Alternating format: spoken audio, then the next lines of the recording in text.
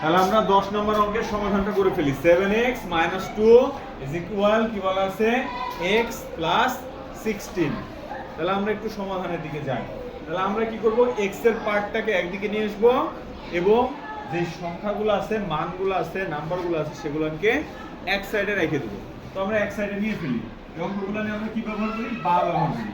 7x থেকে গেল, এটা যোগের x সমানের এই পাশে যদি পার হয়ে আসে তাহলে কিসের হবে, বিয়োগের x। এই সমান আছে, এই সমানটা দিয়ে দিলাম। 16 আছে, 16 দিয়ে দিলাম। বিয়োগের 2 সমানের উপর সে গেলে কিসের হয়, যোগের 2।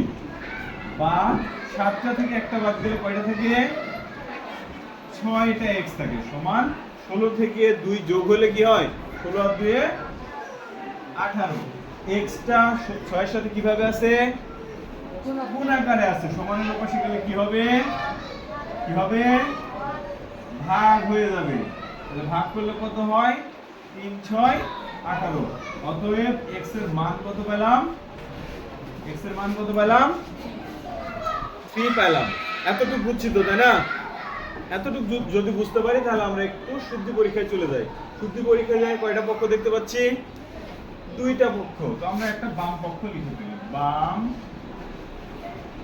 বাম পক্ষে কি আছে বলতো, বাম পক্ষে আছে 7x - 2। এখন x এর ভ্যালু কত পাইছি, x এর মান কত, 3। তাহলে x এর জায়গায় কত বসাবো, x এর জায়গায় 3 বসাবো।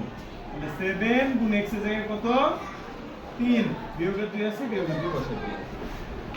এবার তাহলে এটা আমরা কি করছি, শুদ্ধি পরীক্ষা করছি। শুদ্ধি পরীক্ষা করছি। তাহলে x এর মান 3 পাইছি, তাই x এর জায়গায় আমি 3 বসাই দিয়েছি। 7 গুণ 3, 3 7 টা 21, 21 - 2। তাহলে হয় কত, 21 থেকে 2 বাদ দিলে 19। কিসে পাইছি আমরা, বাম পক্ষে। এবার ডান পক্ষটা দেখে নেব। ডান পক্ষে কি আছে, ডান পক্ষে আছে x + 16। x এর মান কত, x এর মান 3। তাহলে x এর জায়গায় 3 বসাবো, যোগ 16 তো আছে। তাহলে 16 এর সাথে 3 যোগ করলে কত হয়, 19। তাহলে দেখো তো আমরা বাম পক্ষে কত পাইছি, ডান পক্ষে কত পাইছি। তাহলে আমার অঙ্কটা সঠিক আছে, অবশ্যই সঠিক আছে, কারণ আমি দুই পক্ষেই সমান মান পাইছি। তা এখানে সেজন্যই বলা ছিল এটা সমান এটা হবে। কথা বোঝা গেছে? তাহলে আমরা প্রথমত x বা y যেটা থাকবে সেটার মান বার করব, বার করার পরে এইভাবে শুদ্ধি পরীক্ষা করব। করা যাবে না?